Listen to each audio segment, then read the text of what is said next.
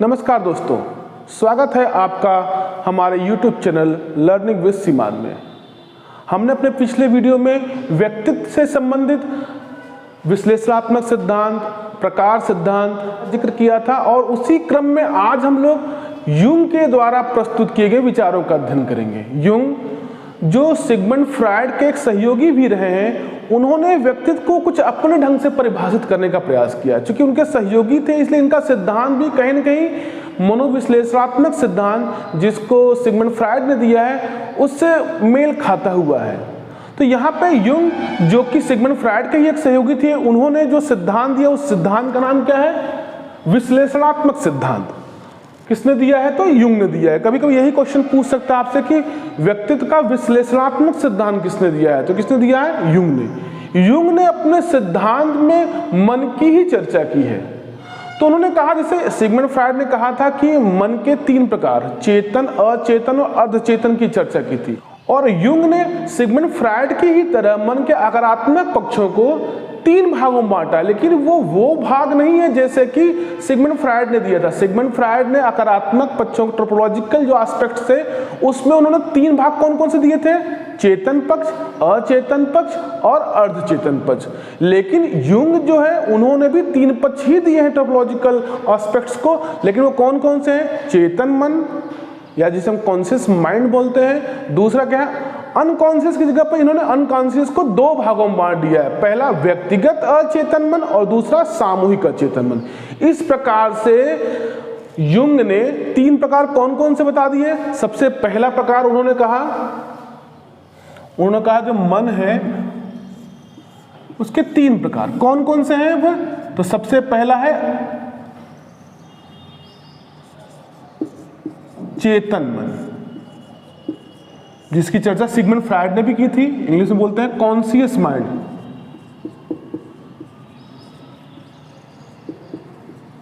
ये तो उन्होंने भी कहा था। इसके बाद दूसरा क्या है? उन्होंने अचेतन की बात की थी, लेकिन यहां पे इन्होंने क्या किया है? अचेतन को 2 भागों में बांट दिया, व्यक्तिगत और सामूहिक में। तो दूसरा क्या हो जाएगा? व्यक्तिगत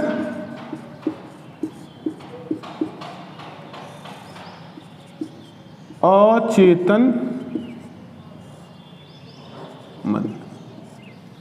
तो पहला हो गया चेतन मन और दूसरा क्या हो गया? व्यक्तिगत अचेतन मन, यानी कि पर्सनल अनकॉन्शियस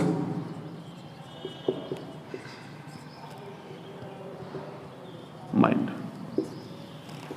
तो पहला हो गया चेतन मन, दूसरा हो गया व्यक्तिगत अचेतन मन और तीसरा क्या हो जाएगा? सामूहिक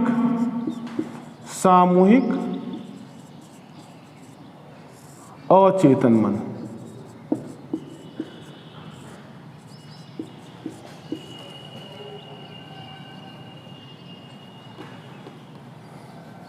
ठीक, तो पहला हो गया चेतन मन, दूसरा हो गया व्यक्तिगत अचेतन मन और तीसरा क्या हो जाएगा? सामूहिक अचेतन मन, जिसे इंग्लिश कलेक्टिव अनकॉन्शियस माइंड। ठीक, तो कौन कौन से प्रकार हो गए? चेतन मन, व्यक्तिगत अचेतन मन और सामूहिक अचेतन मन। इस प्रकार से यूंग का जो वर्गीकरण है उसमें अचेतन और अर्धचेतन का जिक्र नहीं है, बल्कि उन्होंने अर्धचेतन को हटाकर सामूहिक अचेतन को ही 2 भागों में बांट दिया। नहीं सॉरी, अचेतन को ही 2 भागों में बांट दिया। तो कौन कौन सा हो गया? व्यक्तिगत अचेतन मन और सामूहिक अचेतन मन। तो अब हम क्या करेंगे? अभी उसको बारी बारी से अध्ययन करेंगे कि चेतन मन क्या होता है, व्यक्तिगत अचेतन मन क्या होता है और सामूहिक अचेतन मन क्या होता है। पहला क्या है? तो पहला है चेतन मन। तो जैसा कि सिगमंड फ्रायड ने कहा था उसी तरह से यूंग ने भी इस चेतन मन की परिभाषा को प्रस्तुत किया। उन्होंने क्या कहा? सिगमंड फ्रायड ने कहा था कि चेतन मन क्या है? तो चेतन मन जो है वो यथार्थता से संबंधित, इसमें ऐसी इच्छाएं सक्रिय रहती हैं जिन्हें समाज क्या करता है? स्वीकृति प्रदान करता है। तो उसी तरह से यूंग ने भी कहा कि जो चेतन मन है इसके अंतर्गत ईगो केंद्रीय भूमिका में होता है।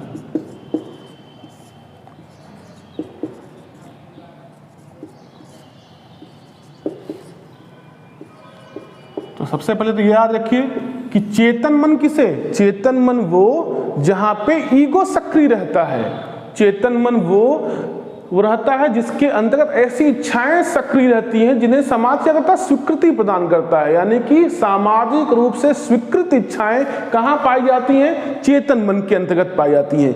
यहां पे हमारी स्वाभाविकता, निरंतरता आदि का विकास होता है। स्वाभाविकता तथा निरंतरता,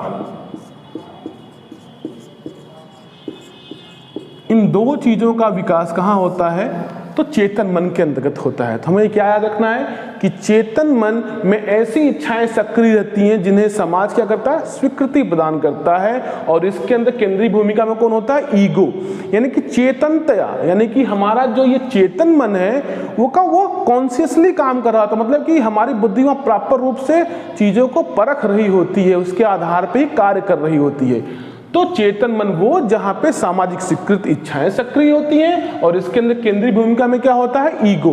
तो जहां भी ईगो सक्रिय रहे वो चेतन है, और जहां ईगो नहीं सक्रिय रहता है वो क्या होता है, वो अचेतन होता है। यानी कि जिन इच्छाओं को समाज स्वीकार नहीं करता है उनका हम दमन कर देते हैं, और वो दमित इच्छाएं फिर कहां चली जाती हैं, तो अचेतन मन में चली जाती हैं। और युंग ने दो प्रकार के अचेतन मन की चर्चा की है, एक व्यक्तिगत और दूसरा सामूहिक। तो सबसे पहले हम चेतन को समझ चुके हैं कि यहां किन दो चीजों का विकास होता है, तो स्वाभाविकता का और व्यक्ति की निरंतरता का। ठीक, चलिए आगे बढ़ते हैं। तो चेतन मन के बाद दूसरा पक्ष क्या आता है, अचेतन मन, जिसको युंग ने क्या किया, दो भागों में बांट दिया, व्यक्तिगत अचेतन मन और सामूहिक अचेतन मन। तो यहां सबसे पहले हम व्यक्तिगत अचेतन मन को पढ़ते हैं, फिर सामूहिक अचेतन मन। तो सबसे पहले हमने क्या कहा था कि चेतन मन में ईगो सक्रिय रहता है, केंद्रीय भूमिका में अहम ही होता है। अब उसके अंतर्गत ऐसी इच्छाएं सक्रिय होती हैं जिसे समाज स्वीकृति प्रदान करता है, और जिन इच्छाओं को समाज स्वीकृति नहीं प्रदान करता है उन्हें हम क्या करते हैं, दमित कर देते हैं, और वो इच्छाएं कहाँ चली जाती हैं, हमारे अचेतन पक्ष में चली जाती हैं। और उसी अचेतन पक्ष को युंग ने क्या किया, दो भागों में व्यक्तिगत और सामूहिक अचेतन बांटा। तो सबसे पहले व्यक्तिगत अचेतन की बात करते हैं। तो सवाल ये उठता है कि अचेतन अगर इसका नाम ही है तो इसके अंदर दमित इच्छाएं ही रहेंगी, लेकिन अब इसी इच्छाओं को दो भागों में बांटा गया ना, तो कैसी दमित इच्छाएं इसमें रहेंगी और कैसी इसमें। तो व्यक्तिगत अचेतन मन के अंतर्गत ऐसी इच्छाएं होती हैं जो व्यक्ति के मनस में या उसके दिमाग में या उसके मन में क्या होती हैं, उठती तो हैं, लेकिन उन्हें तुरंत ही क्या कर दिया जाता है, विस्मृत या दमित कर दिया जाता है। अच्छा, तुरंत ही किसको आप विस्मृत या दबा सकते हैं, जो कि अपेक्षाकृत क्या होते हैं, कमजोर होते हैं। जो शक्तिशाली होते हैं उन्हें हम तुरंत नहीं दबा सकते हैं, लेकिन जिन्हें आप तुरंत दबा रहे हैं इसका मतलब कि वो स्मृतियां या वो इच्छाएं क्या होती हैं, थोड़ी सी कमजोर प्रकृति की होती हैं। तो समझिए कि वे इच्छाएं जिन्हें समाज स्वीकार नहीं करता है वे आ जाती हैं अचेतन मन के अंतर्गत, और उनमें से वे इच्छाएं जो अपेक्षाकृत कमजोर प्रकृति की होती हैं, जो हमारे मन में उठती तो हैं लेकिन हम उन्हें तुरंत ही क्या करते हैं, या तो विस्मृत कर देते हैं और या तो उन्हें तुरंत दमित कर देते हैं। तो उन कमजोर प्रकृति की इच्छाओं को हम किसके अंतर्गत रखेंगे, व्यक्तिगत अचेतन मन के अंतर्गत। यानी कि व्यक्तिगत अचेतन मन में वे इच्छाएं सक्रिय रहती हैं जो अपेक्षाकृत कमजोर प्रकृति की होती हैं, जो कभी चेतन मन में पाई जाती हैं, लेकिन व्यक्ति उनका तुरंत ही दमन कर देता है या उन्हें तुरंत ही विस्मृत कर देता है, और वो वहां से कहां चली जाती हैं, अचेतन मन में। तो जो कमजोर प्रकृति की ऐसी इच्छाएं जिनका दमन आप कर देते हैं उन्हें उनको किसके अंतर्गत रखा जाता है, व्यक्तिगत अचेतन मन के अंतर्गत रखा जाता है। यानी कि वे इच्छाएं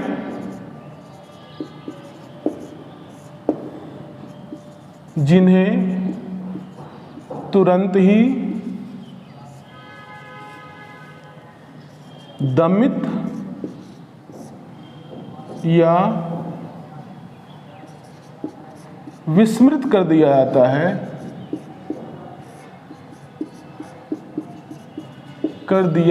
है, वे व्यक्तिगत अचेतन मन में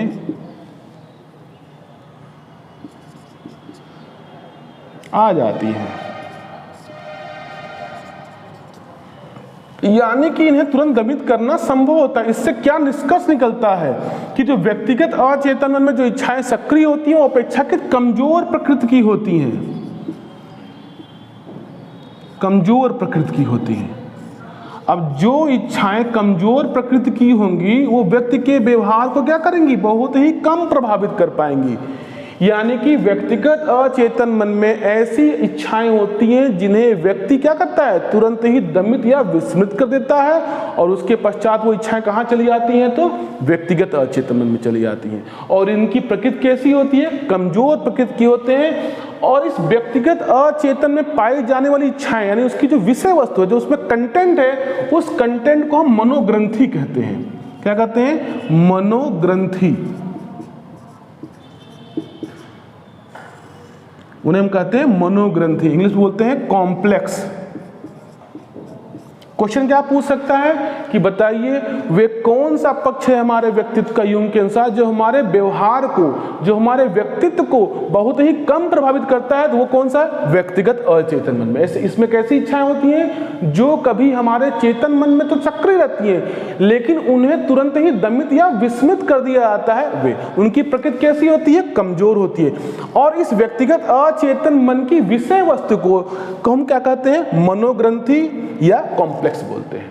ठीक, तो हम समझ चुके हैं यहां तक कि व्यक्तिगत अचेतन मन क्या होता है। तो हमने देखा कि व्यक्तिगत अचेतन मन क्या होता है, अत्यंत ही कमजोर प्रकृति का होता है, जिसके अंदर हम क्या लिख सकते हैं, तो इसकी विषय वस्तु को हम क्या कर सकते हैं, लिख दीजिए यहां पे, विषय वस्तु। क्या बताया था उसकी विषय वस्तु को, मनोग्रंथि, मनोग्रंथि। इसे इंग्लिश में क्या बोलते हैं, कॉम्प्लेक्स। ठीक, इसके अंतर्गत क्या क्या चीजें आ सकती हैं चाहे तो लिख दें, जैसे कि संवेग हो गया। संवेग हमारे अंदर क्या होता है, बहुत थोड़े समय के लिए होते हैं, फिर उन्हें तुरंत हम दबा देते हैं। संवेग हो गया, लघु स्मृतियां हो गई,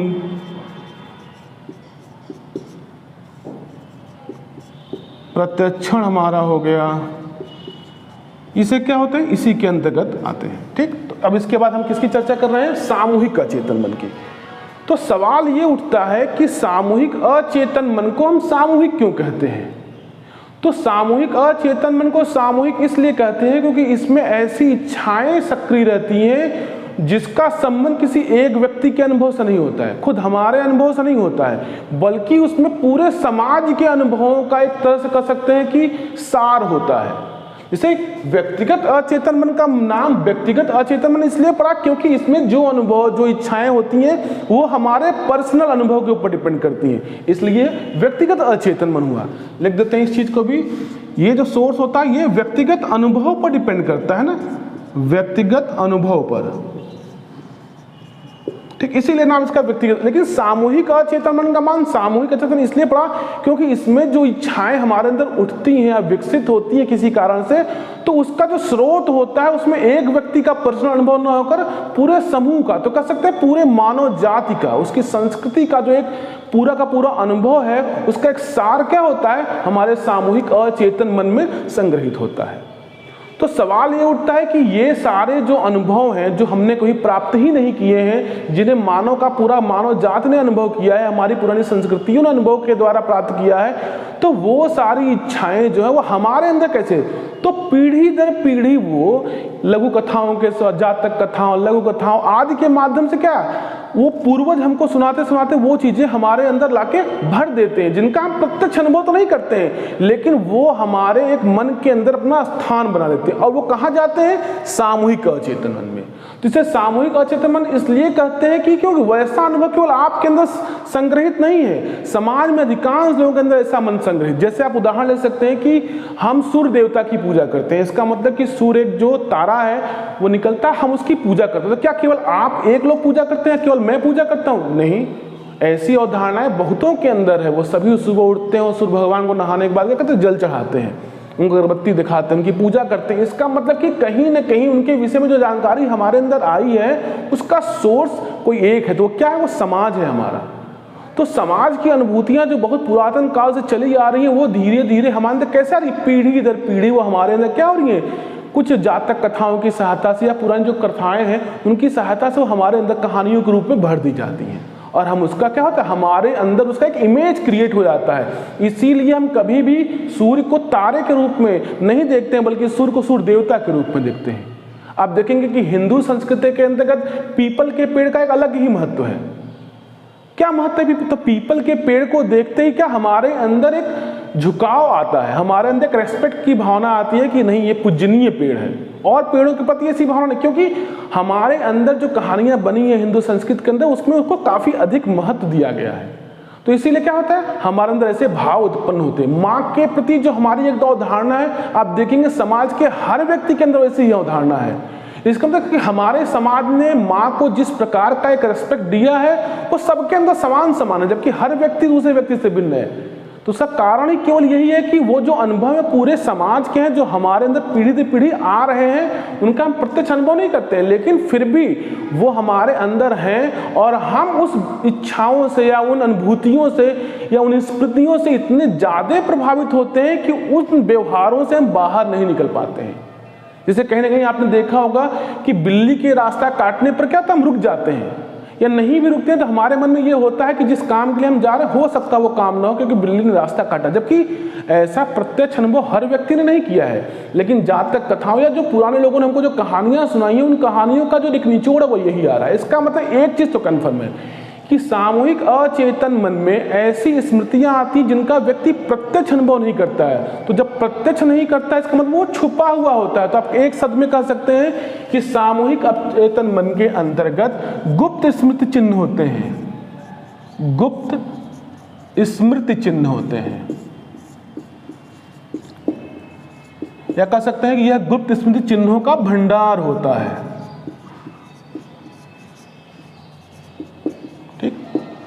अब सोचिए कि जो उदाहरण मैंने आपको दिया है, वो माँ का उदाहरण, वो सूर्य देवता का उदाहरण या उस बिल्ली का उदाहरण, तो क्या वो चीज़ों को आप कभी इग्नोर कर पाते हैं? बहुत ही कम इग्नोर करने वाले लोग पाए जाएंगे समाज में आपको। मतलब कि वो जो स्मृतियाँ हमारे अंदर आके बैठी, जिनको हमने प्रत्यक्ष अनुभव भी नहीं किया है, लेकिन वो हमारे व्यवहार को, हमारे व्यक्तित्व को बहुत ही प्रभावशाली ढंग से प्रभावित कर रही होती हैं।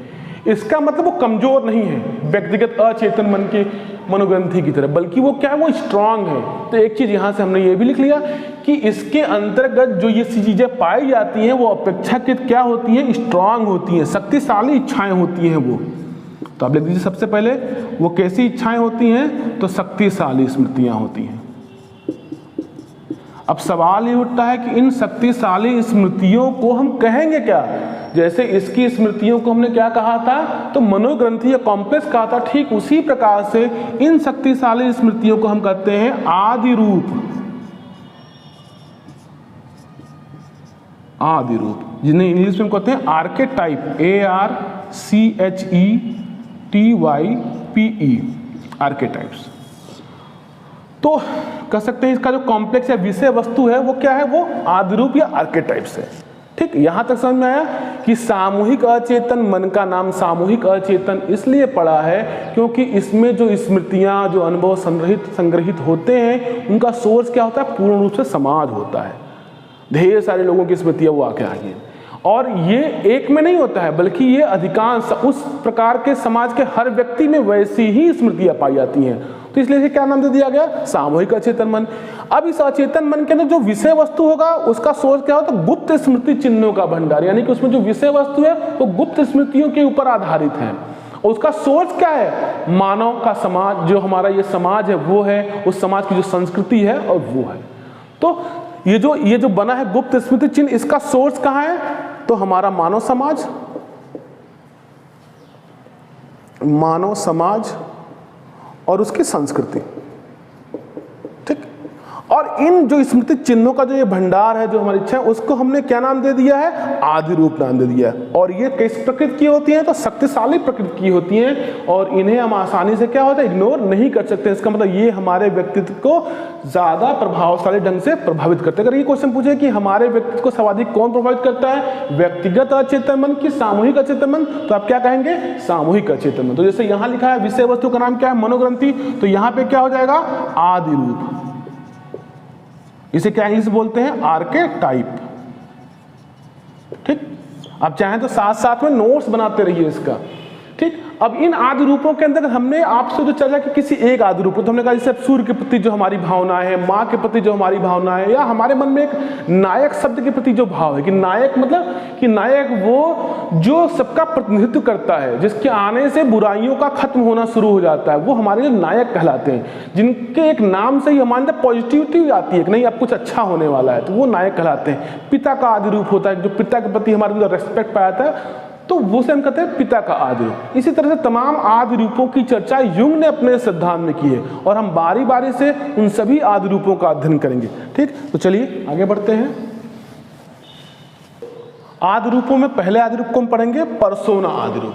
निश्चय ही आपने ये नाम सुना होगा, पर्सोना आदि रूप। पर्सोना का मतलब क्या होता है?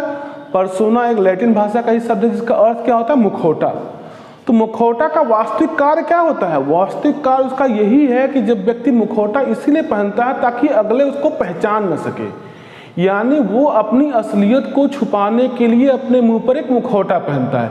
यानी कि पर्सोना आदि रूप वह है जो व्यक्ति की वास्तविकता को छुपा देता है। ठीक, तो यानी कि पर्सोना आदि रूप का संबंध किससे है? तो आप कहेंगे कि पर्सोना आदि रूप वह है जो वास्तविकता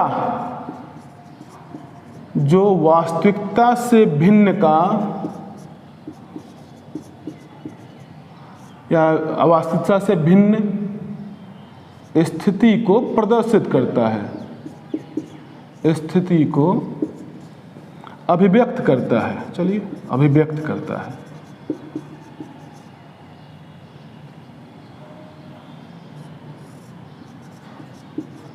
अभिव्यक्त करता है। ठीक, तो पर्सोना आदि रूप क्या है? तो पर्सोना आदि रूप वह है जो वास्तविकता से भिन्न को अभिव्यक्त करता है। अब ये क्या, जैसे क्या, अच्छा अगर से पूछा जाए क्या आपके पास कोई मुखौटा है? निश्चित रूप से है। हर व्यक्ति अपने चेहरे के ऊपर एक मुखौटा लगा के चलता है। अगर ऐसा नहीं होता तो सोचिए, आप अपने आप से सवाल पूछिए कि क्या आप समाज में उस व्यवहार का प्रदर्शन करते हैं जैसा वास्तविकता में है? तो आपको उत्तर मिलेगा नहीं, क्योंकि हम जैसे होते हैं हम ठीक वैसे प्रदर्शित नहीं करते, बल्कि हम जब समाज निकलते हैं तो हमारे माइंड में ये होता है कि 4 लोग देखेंगे तो क्या कहेंगे, और इसी के अनुरूप हम अपने व्यवहार को मॉडिफाई कर देते हैं, उसको बेहतर कर देते हैं। क्यों? क्योंकि 4 लोग क्या कहेंगे। तो इसका मतलब यह है कि हम अपने वास्तविक स्वरूप को नहीं दिखा रहे हैं। तो वास्तविक स्वरूप को ढकने के लिए हम किसका प्रयोग करते हैं? तो हम एक मुखौटे का प्रयोग करते हैं, और जिसे जुंग ने क्या कहा या युंग ने क्या कहा है? तो पर्सोना कहा है। तो पर्सोना आदि रूप क्या है? वह है जो वास्तविकता से भिन्न को अभिव्यक्त करता है या प्रदर्शित करता है। इस रूप में दूसरा क्या है? दूसरा है एनिमा और एनिमस। नाम सुना होगा आपने, एनिमा व एनिमस। ये भी एक प्रकार के आदि रूप हैं, एनिमा और एनिमस आदि रूप। तो सबसे पहले तो यही पूछ दे आपसे कि अक्सर से क्वेश्चन पूछे जा सकते हैं, तो पहला ये क्वेश्चन कि एनिमा और एनिमस की अवधारणा किसने दिया है? तो युंग ने दिया है। दूसरा क्वेश्चन ये है इसके गुण से संबंधित कि एनिमा होता क्या और एनिमस क्या होता है। तो वास्तव में जो युंग थे उनका मानना यह था कि हर एक व्यक्ति जो है उभयलिंगी होता है, उसके अंदर 2 लिंग पाए जाते हैं। इसका मतलब ये नहीं कि हम अगर पुरुष दिख रहे हैं तो हम स्त्री भी है, नहीं, ऐसा नहीं है उनका मानना। उनके कहने का अर्थ है कि हम भले ही फिजिकली पुरुष या महिला दिख रहे होते हैं, लेकिन हमारे अंदर जो है वो जो गुण होते हैं वो उभयलिंगी गुण होते हैं। यानी कि एक व्यक्ति के अंतर्गत वो पुरुष तत्व भी कार्य कर रहा होता है और स्त्री तत्व भी कार्य कर रहा होता है। अगर इन दोनों तत्वों में से किसी एक तत्व को हटा देंगे तो कहीं ना कहीं हमारे अंदर कुछ गुण विकसित होने से रह जाएंगे। तो उनका मानना यही था कि हम जो हैं वो कहीं ना कहीं उभयलिंगी होते हैं, और अगर एक पुरुष है तो उसके अंदर एक स्त्री तत्व विद्यमान होता है, अगर एक स्त्री है तो उसके अंदर एक पुरुष तत्व विद्यमान होगा। उसी तत्व को उन्होंने क्या नाम दे दिया है? एनिमा और एनिमस नाम दिया है।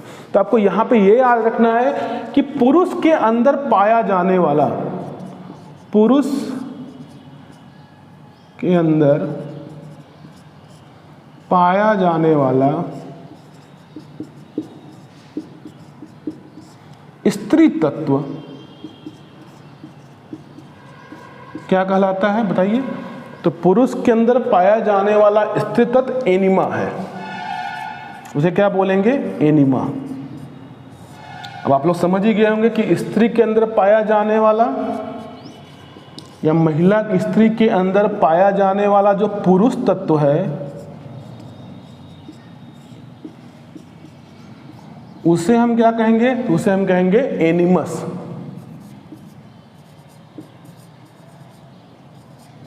ठीक, तो पुरुष के अंदर पाया जाने वाला स्त्री तत्व एनिमा और स्त्री के अंदर पाया जाने वाला पुरुष तत्व क्या होता है? एनिमस होता है। तो अब यहां तक हमने कितने आदि रूप पढ़ लिए? पर्सोना आदि रूप और एनिमा और एनिमस आदि रूप। चलिए आगे देखते हैं तीसरा आदि रूप कौन सा है। तो युंग ने तीसरे आदि रूप में बोला है छाया आदि रूप, शैडो आर्केटाइप। छाया तो समझिए कि एक तरह से ये व्यक्तित्व के अंदर की वे इच्छाएं हैं जो छाया, ये कह सकते हैं कि ब्लैक स्पॉट है हमारे अंदर, यानी इन द सेंस अच्छे सेंस में नहीं है, ये हमारे व्यक्तित्व के सेंस में या व्यक्तित्व के दृष्टिकोण से अच्छे नहीं माने जाते हैं। तो अगर व्यक्तित्व के सेंस में अच्छे नहीं माने जाते हैं तो सोचिए कि व्यक्तित्व का निर्धारण कौन करता है? तो समाज करता है, यानी कि इसके अंदर वे इच्छाएं रहती होंगी जिन्हें समाज ही अच्छा नहीं मानता होगा बहुत ज्यादा। तो समझिए कि छाया आदि रूप के अंतर्गत ऐसी इच्छाएं सक्रिय रहती हैं जिन्हें समाज क्या होता है? वे इच्छाएं जिन्हें समाज आपत्तिजनक मानता है। आपत्तिजनक कह सकते हैं, बुरा या अनैतिक, कुछ भी कहिए, अनैतिक मानता है। ठीक, यानी कि शैडो आर्केटाइप्स के अंतर्गत वे इच्छाएं सक्रिय होती हैं जो सामाजिक दृष्टिकोण से आपत्तिजनक, बुरी या अनैतिक मानी जाती हैं। तो सवाल उठता है कि क्या ये इतना बुरा है कि समाज इसे इतना आपत्तिजनक मानता है? तो युंग ने यहाँ पे ये कन्फर्म कर दिया कि छाया आदि रूप केवल आपत्तिजनक इच्छाओं का ही एक समूह नहीं है, बल्कि इसी के अंतर्गत समाज किसे बुरा मानता है? समाज उसे बुरा मानता है जो समाज के अनुरूप नहीं चलता है। तो समाज के अनुरूप ही अगर आप चलते रहेंगे तो कोई नया इन्वेंशन कहाँ से होने वाला है? कोई नई चीज की खोज कैसे होगी या किसी नए दृष्टिकोण की उत्पत्ति कैसे होने वाली है? तो इसके अंतर्गत उन्होंने कहा कि दो चीजें, इसके इस बुरी चीजों के साथ साथ एक अच्छी चीज भी पाई जाती है। वो क्या चीज होती है? तो सृजनात्मकता। सृजनात्मकता मतलब क्या होता है कि वो चीज करना जो अभी तक नहीं हुआ है। जब ऐसे काम करेंगे तो समाज बुरा ही कहेगा। तो सृजनात्मकता हो गया, साहस हो गया, ठीक, साहस, सृजनात्मकता, इन सभी चीजों की जो एक स्रोत है वो कौन है? वो छाया आदि रूप ही है। इसका मतलब ये होगा कि छाया आदि रूप हमारे व्यक्तित्व के दृष्टिकोण से पूर्ण रूप से बुरा नहीं है, बल्कि कुछ रूप से बुरा भी है और कुछ रूप से अच्छा भी है। क्यों? क्योंकि इसमें सृजनात्मकता, साहस आदि प्रकार के अच्छे गुण भी पाए जाते हैं या अच्छे घटक भी पाए जाते हैं। तो सवाल बस इतना उठता है कि हमें करना क्या है कि छाया आदि रूप के अंदर पाए जाने वाले इस बुरे वाले फैक्टर को दबा देना है या इन्हें आगे नहीं आने देना है या इनको एकदम से दमित करके एकदम नीचे पहुंचा देना है। और इन्हें क्या करना है? इन्हें नहीं दबाना है, क्योंकि अगर आप इन्हें दबा देते हैं, आप इस प्रकार से अगर अपने पूरे इस पोर्शन को ही दमित कर दे कि छाया आदि रूप ही कहीं से आपके अंदर डिलीट हो जाए तो क्या दिक्कत आएगी? आपके अंदर सृजनात्मकता, साहस, चंचलता आदि गायब हो जाएगी। जो चंचलता वाला होता है पोर्शन वो भी यहीं से नियंत्रित हो रहा है। तो आप अगर ऐसे ये सारी चीजों को अगर आप डिलीट कर देते हैं तो आपका जीवन कैसा हो जाएगा? तो फिर आप एक नीरस जीवन जीना शुरू कर देंगे, बोरिंग जीवन जीनेंगे आप फिर।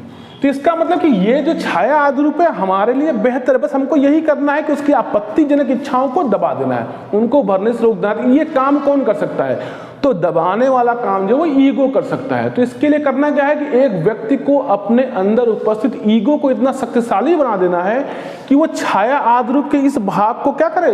हावी न होने दे और इस भाग का विकास अच्छे ढंग से कर सके, ताकि बालक सृजनात्मक हो सके, साहसी हो सके, उसके अंदर का जो जीवन है वो नीरस न हो सके, चंचलता पूर्ण रहे।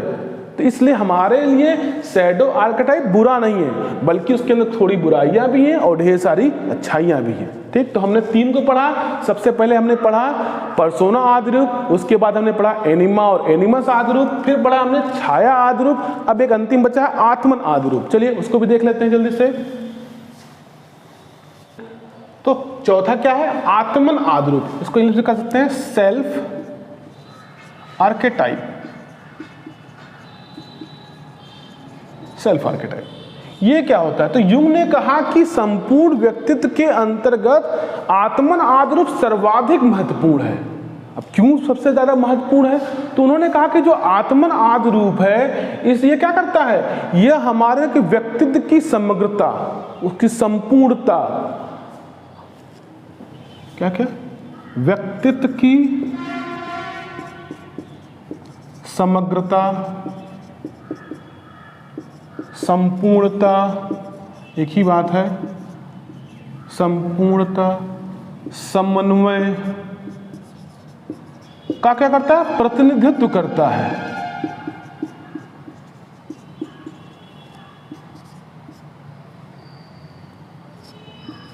प्रतिनिधित्व करता है।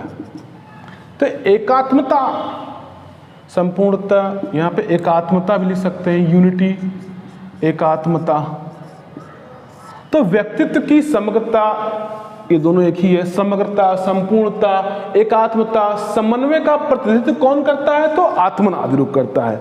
युंग ने कहा कि यह जो आदि रूप है वो एक प्रकार से व्यक्तित्व की केंद्रीय भूमिका में होता है। इसी के इर्द गिर्द अन्य आदि रूप क्या होते हैं? कार्य कर रहे होते हैं। समझ सके तो ये कह सकते हैं कि यही वह आदि रूप है जो अन्य गुणों के प्रति समन्वय स्थापित करता है। और जब तक आप समन्वय बेहतर ढंग से स्थापित नहीं कर पाएंगे तब तक आपका व्यक्तित्व जो होगा वो उच्च कोटि तक नहीं पहुंच सकता है।